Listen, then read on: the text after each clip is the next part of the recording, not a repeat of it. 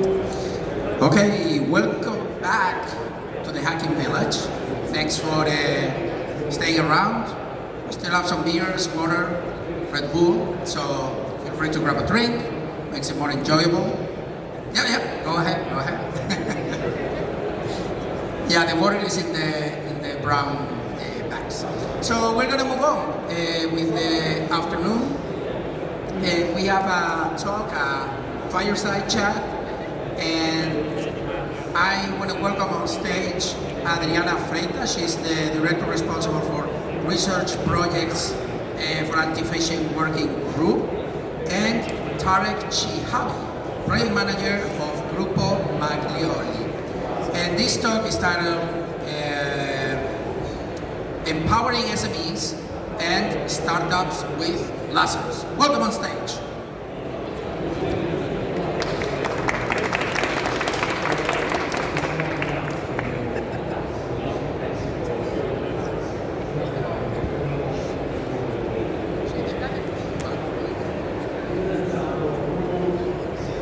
Thank you. Thank you everyone that is now here. My name is Adriana. I came from the telco side. Like I had a degree in electronics, telecommunication, and then now I'm in cybersecurity. As I said, I work for APWG, Europe Foundation, so we take care of all the spam, all the threading, all the anti-phishing, and we also entering in the part of missing and also in cryptocurrency right now. So who are here from SMEs? Small company developers. There we go. So you guys are in the right call here. So here we're going to talk about Lazarus. Is a European research project, and our own game here is to truly bring DevSecOps to be easier for you to develop and adapt in your company. So unfortunately today we only have me and Tarek. Andre was supposed to come, but he had a problem on his flight. So, we got his part, and we're gonna cover everything. So, Lazarus, we are not the cybersecurity group from South Korea. So we're a little better than that. We are a platform for analyzing resilience and security software. So. In the software development life cycle, you have a lot of tests that you need to be done. So what we are trying here is to make it easier to adapt in the flows you are doing, how to do it. So everybody saw this graph in the past years. It's like the CVEs by year, and what happened here that increased so much. So we all know what happened. We have the GDPR, and people truly start looking into and reporting CVs. So, and how we can take care of all that. So that is where Lazarus come about. So we are not a new tool that you're gonna pay monthly and implement it. No, we're a toolkit. So you truly adapt for what you're working in your company development. We don't want to sell you a tool and then you have another tool and another tool. So it's truly adapting up to your pipeline and what you do. You can pick and choose. And you can also make an easy shift on DevSecOps. For example, you learned that secret scanning is important, so try secret scanning in your code and see how that adapts to your day by day. And when it comes to vulnerability, there is a tricky situation here because vulnerability is not a static thing. You launch and test vulnerability, I tested and it's gone. No, it needs to be dynamic. Your code needs to be live, and you still need to be able to test it. So, and almost no tool does live testing. And what we're going is for that.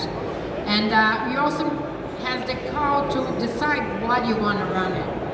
And you can truly stress your pipelines and see I can adapt and I can go from one test to two tests and truly stress how much your pipeline can do it. So here's the key figures from the project. As I mentioned before, is 10 partners European project. This is like the universities. We have partners from Greece, from Spain, in Madrid. We also have like the University of Madrid in Padua, Binari is in Finland, Gruppo Maggiore in Italy, and also in Luxembourg. So the motivation truly starts on the fact that there is limited resources, the lack of personnel, and all that. But like Tarek is So now we'll switch a little bit away from the technical perspective. We'll go more to the business side of this project. How we will approach the market, how we are thinking about the business way, because it is important to understand the technical perspectives, but as well it's very important as well to know how we will commercialize, how we will send our product to the market, because without the business, the product will be on the shelves and will not be sold. So what we understood is that SMEs mainly, because it's mainly targeted for the SMEs, they have limited resources because they are still in the first steps, maybe they are not very big, so they have budget restrictions. As well, they have, for example, the lack of trained personnel, because to have a cybersecurity trained people, it costs you a lot of courses, a lot of maybe degrees, and then you have to pay this person a lot of money. So maybe SMEs, they undervalue this thing and they don't take it a lot into consideration. So that's where Lazarus can come to kind of solve this problem, not completely, because you need the person behind as well. As well, we say mainly SMEs rely on third parties. As well, I can understand this because if you outsource your cybersecurity or your pipelines, then it will cost you less money, and it's as well goes back to the budget and to the economic factor. As well, the leaders mainly now as well, most of the project they try to change this mentality of leaders that they take, for example, cybersecurity, that it's not very important, they don't really care about it. And in SMEs you can find this actually, that maybe some leaders, not all, I will not say all, maybe some leaders they don't really value the cybersecurity, and that's why you need something to try and change this mentality. And this one as well it's a challenge.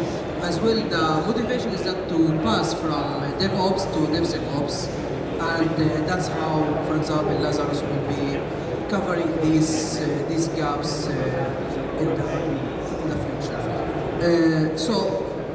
To understand how we will resolve this problem, how we will approach these SMEs, we went through many steps to understand the business needs, first of all, of these SMEs, what they need, how they need it, and how we can fulfill these needs, and how we can help them and solve these needs. So it starts from the idea of the project, from the proposal level, how the idea of Lazarus came out, what we were thinking, and then, for example, when we started the project, we started disseminating surveys to external SMEs in our networks, to try to take from them with the specific questions, to take from them their feedback, what they need, what their pains, how we can, for example, collect these problems between parentheses, and we try to solve them. And of course, we analyze these questionnaires, and these questionnaires as well were, let's say, they cover the functional and the non-functional requirements, because it's not only like a questionnaire from the business perspective, but as well from the requirements, from the user requirements perspective. And moreover, we did like a market analysis to try to understand where we stand and where these SMEs stand in the market, to try to be more, let's say, targeted to these SMEs, and try to understand more how we can help them, how we can resolve. After that, we did like some, let's say, workshops with the networks that we are with the partners, with maybe some colleagues, with some network. We try to do with them some networks, some workshops, to understand what is the need, what is the motivation what is the ideas that these SMEs needs, and of course based on that with the previous steps to try to put everything together. And then the last two things that we did, empirical analysis of these questionnaires, because we get the data of the questionnaires, but they were raw data, not filtered. So we did like some analysis of these data and of the replies of the questionnaires. And based on this analysis, we came up with the business needs list that I will present soon. And then as well, we did the final step was between the project partners. We did like an internal workshop to try and understand and articulate more how we need to proceed in this. So here is that we identified 6 business needs. We had more, but we identified the most important things, the most important business needs that we saw that SMEs are lacking and that they were repetitive in the questionnaires. The first one is the security testing, legal and framework compliance, and this one takes us back to this boom in the CV scan because of the GDPR, and the risk management and assessment, the fourth, the threat modeling, vulnerability assessment, and security training and awareness. The sixth one is as well, it's important because if we can provide the training for these SMEs, then the SMEs, they can save a lot of money and they can have in the end a trained personnel, and then we can solve, let's say, 2 things in one. And here, for example, just a very quick outlining of these needs and what came under these needs. For example, in the security testing, we set the role-based access control, because these things, what you see here, these are the user requirements, the functional and the non-functional user requirements we identified in the project. So we tried to make a matching between each business needs, each business need, and how our user requirement can resolve it and can fit under it. And so, for example, here very quickly, verifiability, source code confidentiality, network and reliability, and in the legal framework compliance, so that it need to be safety for the coding, it need the documentation and reporting, and it need to be automated into the compliance and the standard checks. For the risk assessment, we need like risk management, incident management, security stability, and project effectiveness. We go on with the other 3. The threat modeling is that authentication, authorization, source code based data, vulnerability detection, that the data need to be reliable, hard coded, and we need to be source code quality and complexity metrics. Security training, that we, as we said before, that we need to try and train the personnel and to provide them with a machine accessible reporting. And this one, machine accessible reporting as well, it's important because if we provide our report but it's not accessible by the machine, then it's useless. So we try to make this report that we will generate to be readable by any machine that can use the platform. As well, here we did like one further step for this step is purely business oriented, because we need, for example, when we talk with a stakeholder or when we talk with the SME, to understand how we can be as precise as possible, as focused as possible on what we can offer them, and how we can tell them, okay, we have what you need. So we did here a mapping between the business challenges and the business needs, and this mapping is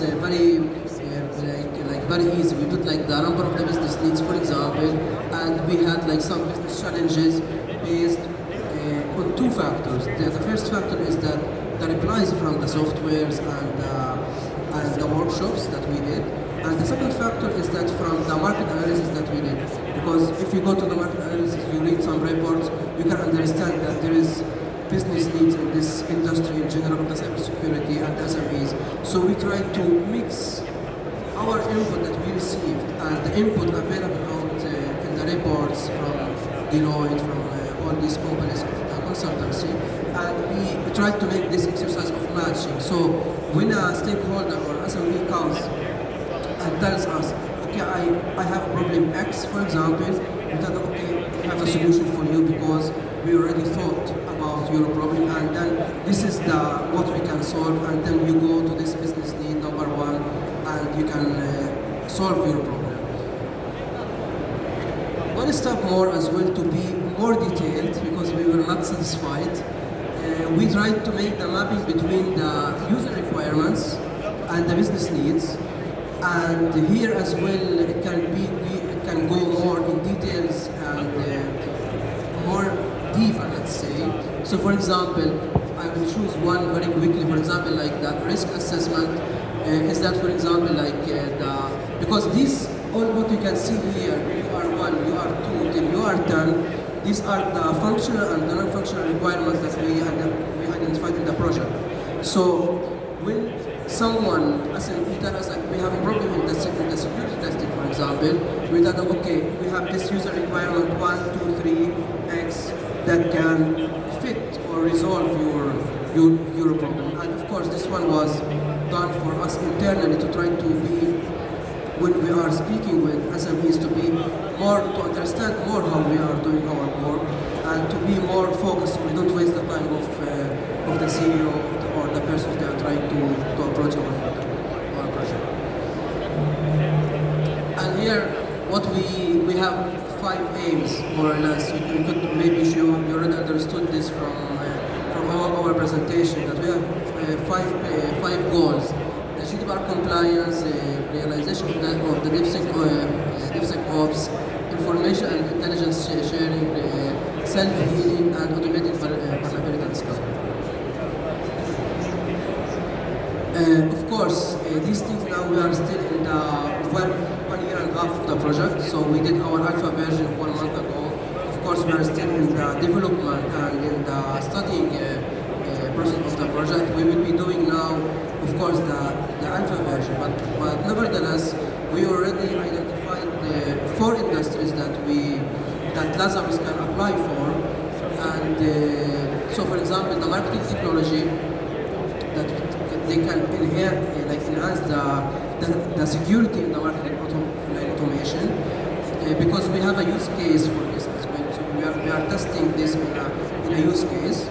And we have the enterprise software, media and publishing, and Internet of Things tech.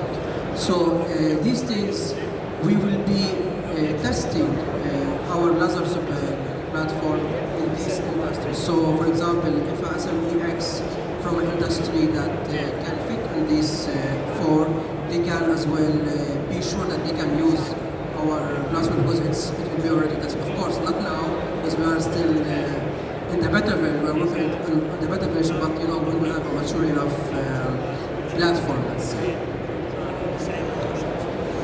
Okay, I pass back to my colleague Adriana. Hi.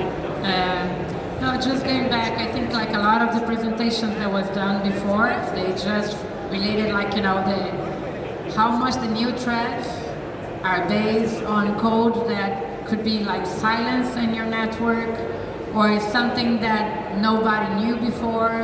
So this was like a XY YouTube. Anybody saw this case 2 weeks ago? Okay.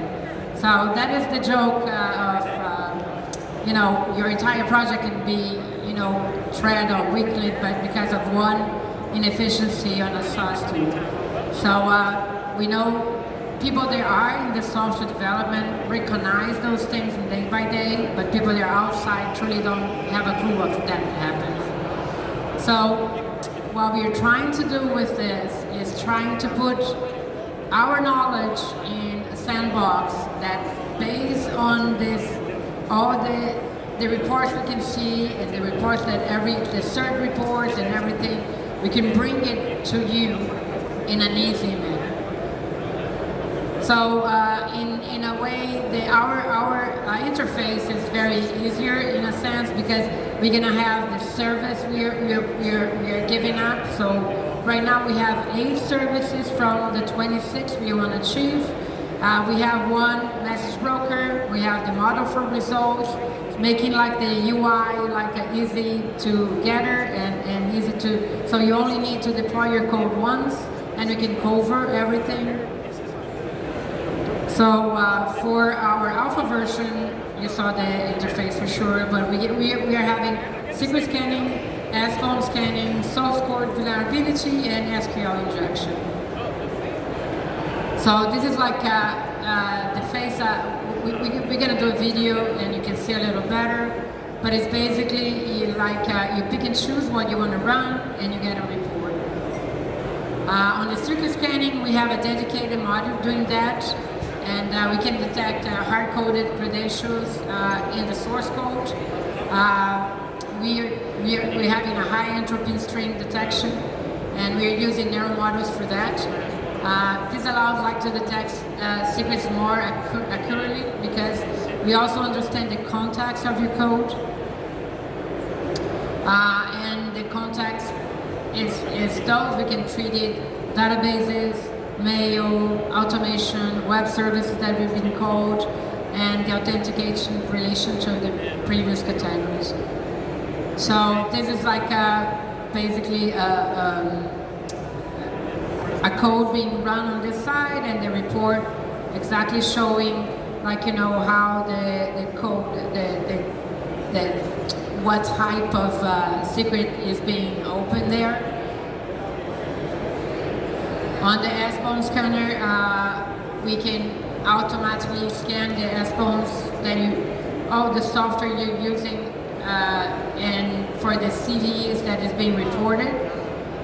What we are trying to make it out of that is make it dynamic, because in some way a part of our platform will be monitoring these CVEs, and at the same time we have an orchestrator that will point it out if a CVE comes about on the S-phone you are using. On the S-phone output, we had the vulnerability ID, the base score, the description, the total of elements that is in your list that is in risk, and also the warnings. So on the source code vulnerability, we have two different AI models being run. One to do the detection model, and the other one with the patching. So unfortunately, Andre was here to describe a little better, but I hope everybody knows the database of code bears. So we use that database to pre-train, and we also use the callback transformer architecture in order to test and train the detection model. And for the patching model, we are using code T5. It's a variant that could specify on source code analysis, and it generates the patches. We are not inputting any patch in any code, just to be clear here. We're going to offer the patch, and the person would arrive. I don't know, the problem showed up on the weekend, and you have your patch to be done on the early morning, and that will be working for you. This is basically how we're planning to leave the patches for, you go online on the platform and you can fetch your patch, and you can put it out on your code. So the benefits of having this is the fact that it will be easier for you to understand what type of vulnerability is being detected, because we're going to make it more explanatory to you. And the automation generation of the patches would reduce the manual intervention, and we are trying to get the pre-train, the state of the art of pre-training in our language models. The accuracy, because we're doing coding patterns, we are testing our accuracy even with other models of LLM. And the integration will be done with GitHub, so you can fetch the patch kind of easily in your GitHub. And we are enhancing new programming languages to do that. The SQL, I think everybody knows how it's done, but the way we're doing here is we are getting the REST endpoints, and we test the endpoints with SQL injections. So what we are bringing with Lazarus is truly trying to automate the DevSec transmission. Everybody talks about DevSecOps, but only big companies can do it, because they can, pretty much bring, headcount and massively have people working in each phase of the software development. And that is very costly for SMEs and very hard to find the talent for any company nowadays. So the most you can automate and leave it in testing and give you heads up on errors, that is the better. On the leverage, AI for security, we have been seeing that on all the talks this morning. And but I think in going on dynamic or having your code running and at the same time be able to detect, we don't want DevSecOps to be just one phase before the code is out. It's the fact that the code is there and we keep testing it in order to find CVEs and being able to alert her. That is the most important. And one thing we don't want to be so demanding as other tools that you have to apply in your company. Here we truly allow you to pick and choose your pipelines and don't interfere so much in your performance. And so we're giving away some questionnaires for you to give us a feedback. We truly want you guys to stay tuned. We are generating a DevSecOps newsletter, and we are sending out, the events on the area and also papers. Anybody that want to publish a paper in our newsletter, you're free to contact us. And now we're going to present the demo.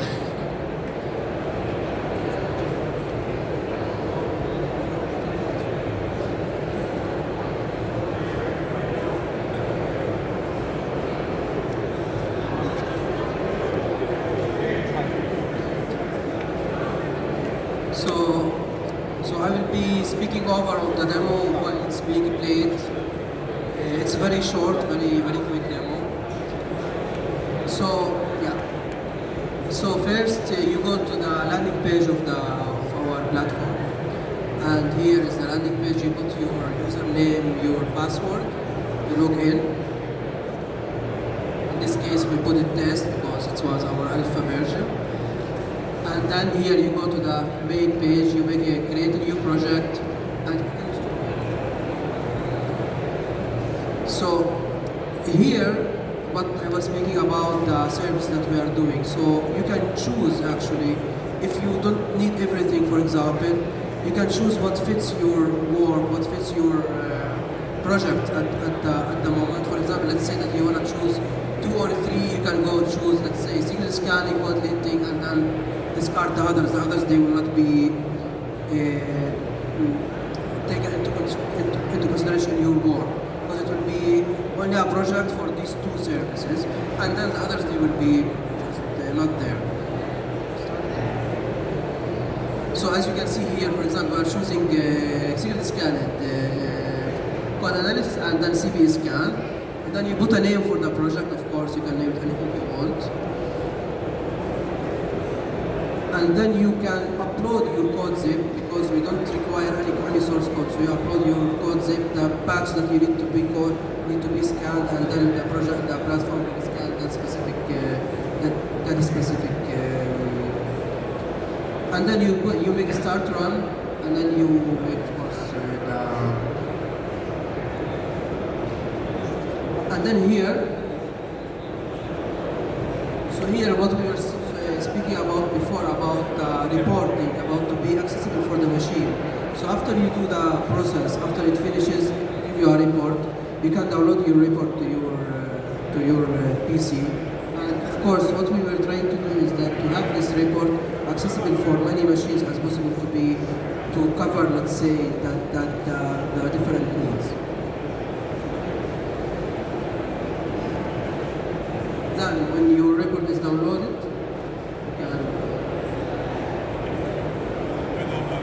you can see, for example, the results and the code, and then when you open, you will have, let's say, it will tell you, as we show in the code before, that will show you what is the results, if there is any vulnerability, if there is anything that need to be fixed, and this stuff. Now, for the future, we are trying to do as well, maybe to give suggestions how to fix and from where to fix it. But of course, this one is in the beta version. Thank you very much. That's all from our side. In case any questions, we are happy to. Perfect, thank you so much. It's definitely great to see that tax money, I guess, is this a European project goes to good things. In fact, with that I have a question. How is the process to apply, I guess, in one hand to participate in projects, because I have a friend that actually, I think he participates in the Horizon project, or to suggest that it actually you get funding to do something like this? So mainly you go to the platform, to the portal of the European Commission. There is many calls, there is many calls for application. There is in many, let's say, domains. Let's say now we talk about cybersecurity, so you go to the cybersecurity project, call for application. In this call for application, there will be, for example, 3 or 4 projects to compete. And you read, they put for you requirements, what is the aim, what is the scope of this project, and then you read. If, for example, this is something interests you, you start with the proposal. And in the proposal, practically you need to collect partners from different countries, because as well in this, the partners, they need to be from different countries in Europe. So you start to collect partners, you start to contact partners, you tell them we have this project, this idea to work on, and then you start working on the proposal. Let's say proposal can be at a minimum 40 pages, because you need to work on the impact, on the excellence, what is your innovation, how you will apply it, and of course you need to give them a plan for 3 years, because the project will be 3 years. Let's say you need to give them a plan, a vision for this upcoming 3 years, how you will work in these 3 years, and how you will deliver this innovation, and then you submit. There's a deadline. You submit your proposal, and it's out of 15 points. If you get, let's say, 12 and above, you are funded. And of course, based on the performance of the other competing proposals. So you need to be the best proposal to get funded, and then you get funded, and then you start the project of 3 years. And So in summary, like we do pass through a lot of tests to be here.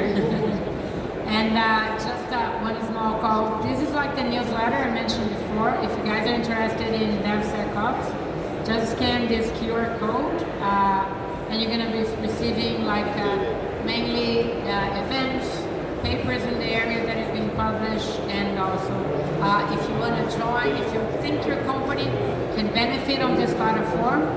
What we show here is our alpha. Our beta is getting ready by the middle of next month, and you're going to be available to access the platform and everything. So while the public thinks of some other questions, I have one. So we have seen 2 ways to do things. So OpenAI started as being artificial intelligence for everyone with an open algorithm. Obviously, a lot of money was there, competition was catching up. Now they are private. Are your models public, given that it comes from funding, I guess, from taxes? And this is more a question than a statement. But you mentioned you had these detection models, right? Is that public? So the thing is, the big difference that OpenAI did was making it easier to use. So, first of all, AI is not new. The big push that OpenAI did was making it easier for people to access. So this is a big push on our project, is making it easier to use. A lot of DevSecOps tools are open, okay? And even our project wanted to put on them, like, at least almost 20 tools. The problem with open tools is like, it's hard for you to configure. Oh, for this tool to be run, you need to have this and this file, and this you have to put this thing here, and you need to push this way, and the results come in this language, so you can. So, unfortunately, even in cybersecurity, it's even harder for you sometimes to get access. Anybody can access DevSecOps tools. Like, what we are truly trying to make here is like, you're putting your code once, and you're able to test 26 tools that we're starting. So even though we're developing and having IP in some of them, and because we've full developed for us, but the others is like in open source, and we're making it them like to use it easier to use. That makes sense. It's kind of, yeah, I would say it reminds me a little bit of the freemium type of model in which you get the tool for free, but you probably need support, and that's where companies monitor us, right? So practically, when you apply for a project in the European Commission, they require you to provide an exploitation plan, a go-to-market plan, to show that how you are planning to, let's say, take money from your project. Of course, not millions, but to show that at least you are trying to make it as a product. And since Lazarus is targeted for the SMEs, of course, if it would be like in the end commercialized, it will not be like out of the scope. As well, like one good thing that I would say in my personal opinion is that SMEs, it's, as Adriana was saying, that you can find everywhere open source tools, etc. But to have one platform with an umbrella this wide with different, let's say, services, maybe with a cheap price, it's an opportunity as well. And moreover, about the better service, some companies, some projects they do, for example, we send to our questionnaires now, we want your feedback, and if, for example, companies or persons be part of the beta version, because before going to the beta version we need to do some focus groups, some workshop with these companies to understand from them. If they can be part of these workshops or focus groups, then they can use Lazarus, for example, for 1-2 years, X. We don't know yet, for free, for example. So this is like a promotion trying to do, and yeah, that's how it works. Perfect. Any questions from the audience that you want to ask? All right, I think we are out of time. Thank you so much for showing us Lazarus project. I have to admit, when I read the Lazarus, I was thinking about the Lazarus group.